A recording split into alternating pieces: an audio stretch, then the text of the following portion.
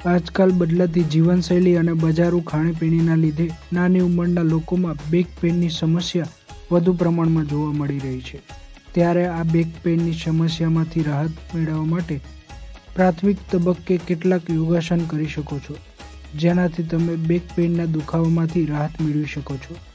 તો આવો આ અંગેની જાણકારી આપણે योग थेरापिस्ट सोनू सिंह पासेથી મેળવીએ।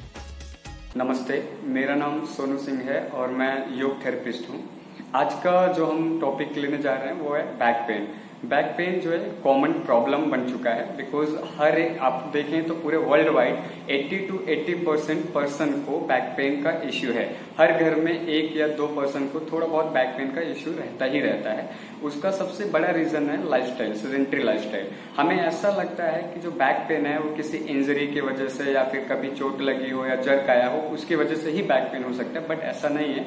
उसके अलावा जो सबसे बड़ा प्रॉब्लम है वो है सेडेंटरी लाइफस्टाइल।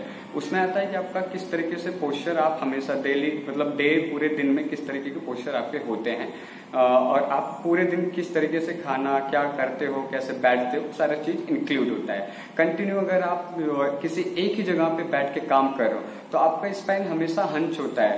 लाइक उस हंच की वजह से लोअर बैक पे काफी प्रेशर होता है। प्रेशर होने की वजह से अगर आप अचानक से उठते हो तो उस वजह से भी आपको कभी कभी बैक पेन फील होता है। आपने देखा होगा कंटिन्यू बैठने से भी बैक पेन होता है। सो इन सब चीजों से हमें बचना चाहिए, बिकॉज अगर हम इस चीज को day to day life avoid करेंगे, अवॉइड करते करते अगर ये काफी समय में परिवर्तन होगा तो माइल्ड प्रॉब्लम से बदल कर वो मेजर तक बैक पेन हो सकता है।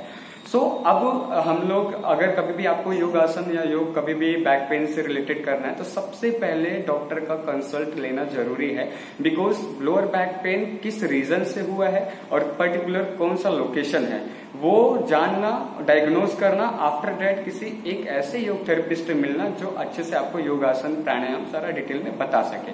और आज हम लोग कुछ ऐसे ही आसन जो कॉमन है, जो बैक पेन को इमीडिएटली या आप 2-3 दिन भी कंटिन्यू करते हो तो थोड़ा बहुत रिलीफ मिले, ऐसे आसन करने जा रहे हैं जिसका नाम है अर्धचंद्रासना, उष्ट्रासना, simple Bhujangasana, simple Padahastasana, Marjorie आसना। सो अभी हम लोग उसको देखेंगे किस तरीके से करना है।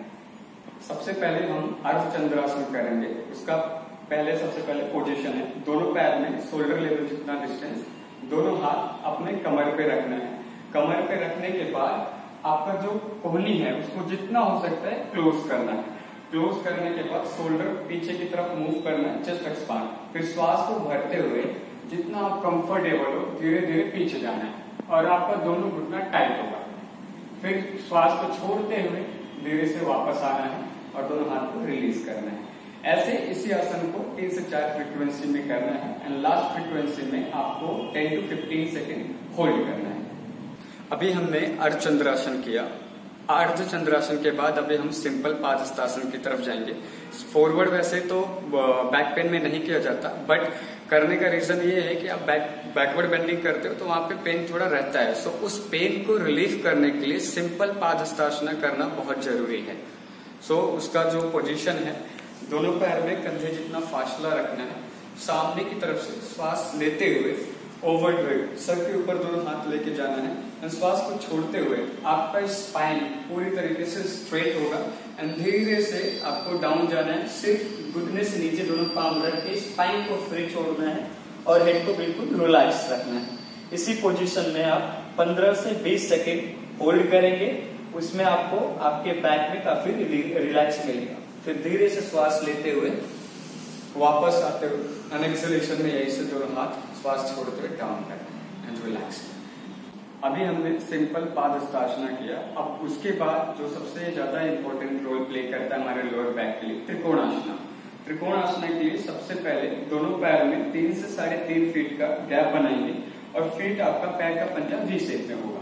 फिर श्वास भरते हुए धीरे धीरे दोनों हाथों को पैरेलल टू शोल्डर लेके आना है एंड श्वास को छोड़ते हुए धीरे से नीचे राइट साइड से राइट अंगूठे को कैच करना है और ऊपर हथेली को देखना है।